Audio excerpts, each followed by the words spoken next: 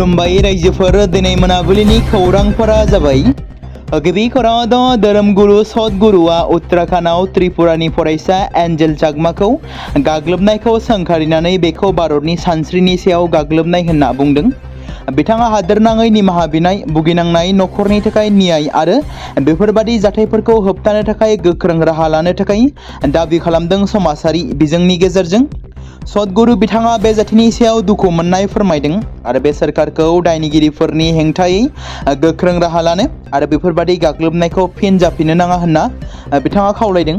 जेराव त्रिपुरानि 24 बोसोर बैसोनि MBA फरायसा एन्जेल चाकमाया 9 डिसेम्बर खालि देहरादुनाव हारियारि गाग्लोबनाय समाव थामहिनबा बिथांखौ 6 सुबुङा गाग्लोबनानै जोखोम खालामदोंमोन, जायनि गेजेरजों बिथाङा जिउ गोमानो गोनां जादोंमोन। जोखोम जानायनि जाहोनाव बिथाङा हस्पिटालाव जिउ गोमादोंमोन। मिथिनो मोननाय बादिब्ला गासै 7 दायनिगिरिफोर जाय फरायसाफोर बिथांमोनखौ हमनाय जाबाय होनना मिथि मोनदों आरो बिसोरनि गेजेराव 2 दायनिगिरि जाय उन्दै गथ'सा आरो बिसोरखौ जुवेनाइल रिफर्म न'आव दैथायहरनाय जादों होनना मिथि मोनदों। फिन आरोबाव BTCआव सोलिदों बेसेन गोसा हाग्रानि दंफां फालांगि।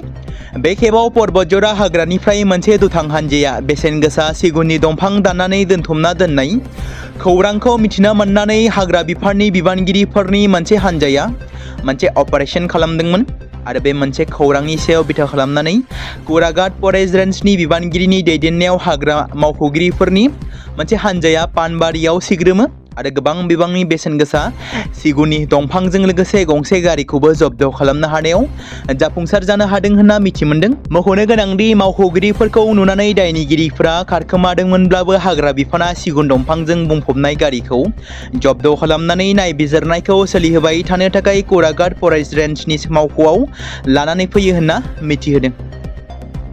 तेजपुर मुलुगसोलोंसालि भाइस चेन्सेलरखौ होखारनांगौनि थाखाय सोमावसारनाया 100 सान आबुं जाबाय। तेजपुर मुलुगसोलोंसालियाव सोमावसारनाया 21 सेप्तेम्बराव जागायदोंमोन। भाइस चेन्सेलरनि जाख्ल'नायखौ फोसावनायनि उनावबो मिरु सोरखारा दासिम जेबो थिरांथा लायाखै। रां जाख्ल'नाय भाइस चेन्सेलर शम्भुनाथ सिंहनि हेंथायै दासिम जेबो नायबिजिरनाय जायाखै। भाइस चेन्सेलर शम्भुनाथ सिंहआ दासिमबो सुत्ति लानानै दं। भाइस चेन्सेलर शम्भुनाथ सिंहखौ थाबैनो बोखारनांगौ होनना दाबि खालामनाय जादों। थांनाय 2 बोसोराव भाइस चेन्सेलरनि जाख्ल'नायनि मोनफ्रोमबो बाथ्राफोरा बयनिबो आखायाव सहैदों। सोमावसारनायजों लोगोसे तेजपुर मुलुगसोलोंसालिनि फरायसा आरो फोरोंगिरिफोरा सोलोंथायारि बिजिरसंनायखौ दावगालांहोबाय थादों। सिनियर प्रफेसर ध्रुव कुमार भट्टाचार्यखौ दान्दिसेनि थाखाय मावथ'नाय भाइस चेन्सेलर बिबानखौ होनाय जादोंमोन। ध्रुव कुमार भट्टाचार्यनो राङारि लेनदेननि अथ'रिटि होनाय जायाखै, जायनि जाहोनाव रांखान्थियारि बोसोरनि थाखाय थिखानाय रांनि बिजिरसंनाय आरो खरसाखौ मावफुंनो हायाखैमोन, जायनि थाखाय रांखान्थियारि बोसोरनि रांखौ बाहायनो हाया। बेनि थाखाय नायबिजिरनाया सोलिगोन। 30 मार्चनि गेजेराव बिजिरसं रांखौ खरसा खालामाब्ला गासैबो रांखौ होफिननांगोन।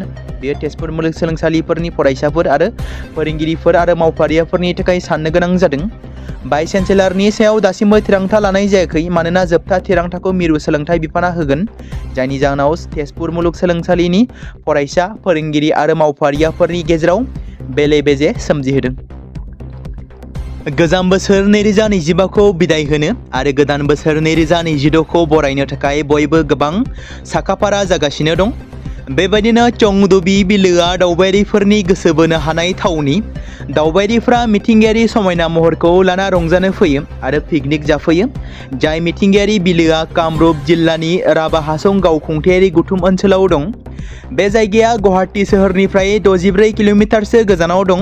आसाम आरो मेघालयआव गोसारनाय गार' हाजोफोरनि आफाङाव थानाय बे बिलोआ अरन, साहा बागानफोर आरो फिसा फिसा गामिफोरजों बेंखनजानाय। मख'नो गोनांदि बोसोरफ्रोमबो गोबां अनजिमानि सुबुंफ्रा बे बिलोआव पिकनिक जानो एबा दावबायनो फैयो। मिथिंगायारि समायनाजों बुंफबनाय बे जायगायाव जायगानि सुबुंफ्रा जोबोद जोथोन लानानै गोजोन आबहावाखौ लाखियो। पिकनिक बोथोरा नभेम्बर, डिसेम्बर आरो जानुवारिनिफ्राय फेब्रुवारिसिम थायो, जेब्ला रोजा रोजा सुबुंफोरा ज' जायो। दावबायारिफ्रा लुबैयो दि 2025आ बयनिबो थाखाय जौगाखांनाय आरो मोजां लाबोगोन। बेबायदिनो 2025 मायथाइखौ बयनिबो थाखाय मोनसे गोब्राब बोसोर महरै गोसोखांनाय जागोन। बेनिखायनो दावबायारिफ्रा मिजिंथिदों दि 2026आ मोनसे साबसिन बोसोर जागोन। बेखौ बिथा खालामनानै गोबां सुबुंफोरा दिनै एबा दासान्दि गोबां पिकनिक जागासिनो थादों। गोबां समफोरावनो बांलादेशनि माखासे गोजौ थाखोनि दैदेनगिरिफ्रा सा सानजा भारतखौ बांलादेशजों सरजाबनायनि खोथा बुंबोबाय थानायखौ नुनो मोन्दों। बेखौ लानानै भारतनि गोबां दैदेनगिरिफ्रा अजद दिखांदों दि बावैसो सिगां बांलादेशआव जालांनाय गिख्रंथाव थासारिखौ नोजोर बोनानै भारत बांलादेश सिमायाव गोबां रैखाथि गोहोखौ बांहोनाय जादों, जेराव गोबां बांलादेशिफोरा आयेन बेरेखायै सा सानजा भारतआव हाबफैखुमानायखौ नोजोर बोनानै हादोरसा सिमाफोरावबो गोख्रों रैखाथि थिसननाय जादों। बांलादेशनि थासारिया दासिमबो मोजां फारसे फैयाखै। थांनाय माखासे सान सिगाङाव इनायै हिन्दु सुबुंखौ बुथारनाय जाथाया गासै मुलुगाव गोसारनायनि उनावनो गुबुन गुबुन हादोराव बेनि हेंथायै सोमावसारदों। बेबायदिनो आसामावबो सोमावसारनाया सोलिगासिनो। बेबायदिनो दिनै क'क्राझार जिल्लानि पर्बतजरा महकुमानि सिङाव थानाय काजिगावआव बांलादेशनि हेंथा दिन्थिफुंदों लाइमोन फरायसा आफादनि ओनसोलारि कमिटिया, जेराव बांलादेशआव कट्टरपन्थीफोरजों दिपु चन्द्र दासखौ खास्रि बिस्रि बुथारनायनि हेंथायै बांलादेश सोरखारनि गाहाय बोसोनगिरि महम्मद इउनुसनि मुसुखा सावनानै गोख्रों हेंथा होदों आरो काजिगाव बेंगली युथ स्टुडेन्ट फेडारेशननि बानजायनायाव हेंथा हाबाफारिया जालाङो आरो गोख्रोङै धरना होयो। आफादनि मावफुं सोद्रोमा एबा गोख्रों सोद्रोमाफ्रा बुङो दि बांलादेशआव माइनरिटि हिन्दु हारिनि सोद्रोमाफोरखौ गोबां समनिफ्रायनो बांसिनै नाख्रेबबोगासिनो दं आरो 18 डिसेम्बर खालि दाय गैयै लाइमोन दिपु चन्द्र दासखौ गाज्रि बिस्रियै सावनानै बुथारदोंमोन, जेराव गाज्रियै बुथारनानै फांसे बिफांनि सायाव आलायनानै सावदोंमोन। बेखौ लानानै गोख्रों रावजों सोंखारिदों। मैया हादोरनि गाहाय मन्त्रि नरेन्द्र मोदीनि 129थि मन की बातखौ जमदुवार मण्डल बिजेपिआ बारजाबिल गामियाव रायजो राजाफोरनो खोनासंहोदों। हादोरनि जौगानायनि आरो भारत सोरखारा रायजो राजाफोरनि थाखाय मा खामानि मावनो हाखो आरो मा खामानि मावनो थांखि लादों बेफोरखौ रायजो राजाफोरनो गासैबो दाननि जोबथा रबिबार सानखालि मन की बातनि गेजेरजों फोरमायबोबाय थानाय बायदिनो मैयाबो फुंबिलिनि 11 रिंगानिफ्राय जागायनाय 129थि मन की बातखौ क'क्राझार जिल्ला बिजेपि दोलोनि नेहाथारि राहुल नार्जारि बिथांनि मददजों आरो जमदुवार मण्डल बिजेपिनि सिङाव थानाय बुथ नं 66 बारजाबिल बुथ कमिटिनि बानजायनायाव बारजाबिल गामियाव रायजो राजाफोरनो गाहाय मन्त्रि नरेन्द्र मोदीनि मन की बातखौ खोनासंहोनाय जादों।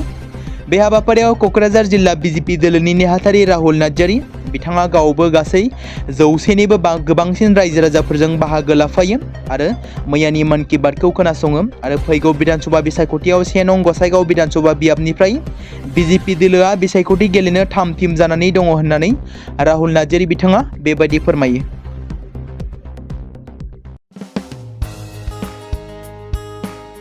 बे समाव मोनसे गोनां फोसावथाय बर' सावथुन नायनानै मोजां मोनग्रा गासै बर' रायजो राजाफोरनि गेजेराव लानानै फैदों मोनसे बर'नि OTT प्लेटफर्म गोनां, जाय प्लेटफर्मनि गेजेरजों नोंथांमोना बर'नि गोदान गोजाम सावथुनफोरखौ नुनो मोनगोन। थांनाय माखासे बोसोर सिगां बर'नि गेजेराव लानानै फैनाय निउबो एप बायदिनो फिन आरोबाव लानानै फैदों बर' रायजो राजाफोरनि थाखाय।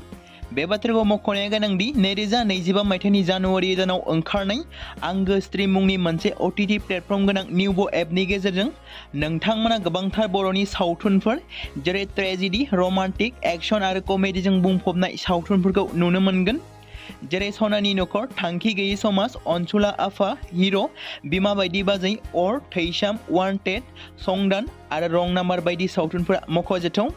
बेफोर सावथुनफोरखौ नायनो थाखाय नोंथांमोना गिबियावनो आंगो स्ट्रिम एपखौ गाव गावनि मबाइलाव थानाय प्ले स्ट'रनिफ्राय डाउनल'ड खालामनानै लोगोसे इनस्टल खालामनानै गावनि मबाइल नाम्बारजों लगइन खालामनानै लाग्रोनांगोन।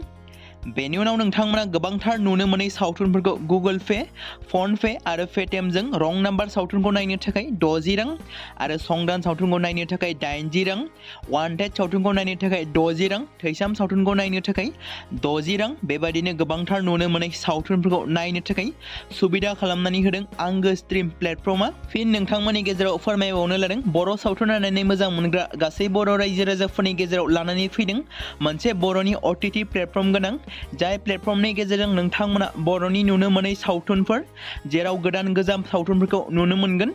बे बाथ्राखौ मख'नाया गोनांदि 2025 मायथाइनि जानुवारि दानाव दिहुनजानाय आंगो स्ट्रिम मुंनि मोनसे OTT प्लेटफर्म गोनां एपनि गेजेरजों नोंथांमोना गोबांथार बर'नि ट्रेजेडि, रमान्टिक, एक्शन आरो कमेडिजों बुंफबनाय सावथुनफोरखौ नुनो मोनगोन। जेरै रं नाम्बार, संदान, वान्टेड, थैसाम, अर, बिमा बायदि बाजै, हिर', अनसुलाफा, थांखि गैयि समाज, सनानि नखर बायदि बायदि सावथुनफ्रा मख'जाथाव। बेफोर सावथुनफोरखौ नायनो थाखाय नोंथांमोना गिबियावनो आंगो स्ट्रिम एपखौ गावनि मबाइलाव थाखानाय प्ले स्ट'रनिफ्राय इनस्टल खालामनानै गावनि मबाइल नाम्बारजों लगइन खालामखांनायनि उनाव नोंथांमोना गोबांथार नुनो मोननाय सावथुनफोरखौ गुगोल पे, फन पे आरो पेटिएमजों रं नाम्बार सावथुनखौ नायनो थाखाय 60 रां, संदान सावथुनखौ नायनो थाखाय 80 रां, वान्टेड सावथुनखौ नायनो थाखाय 60 रां, थैसाम सावथुनखौ नायनो थाखाय 60 रां, बेफोरबायदिनो अर सावथुनखौ नायनो थाखाय 60 रां पे खालामनांगोन। बेबायदिनो गोबांथार नुनो मोननाय बर' सावथुनफोरखौ नायनो थाखाय सुबिदा खालामनानै होदों आंगो स्ट्रिम प्लेटफर्मआ।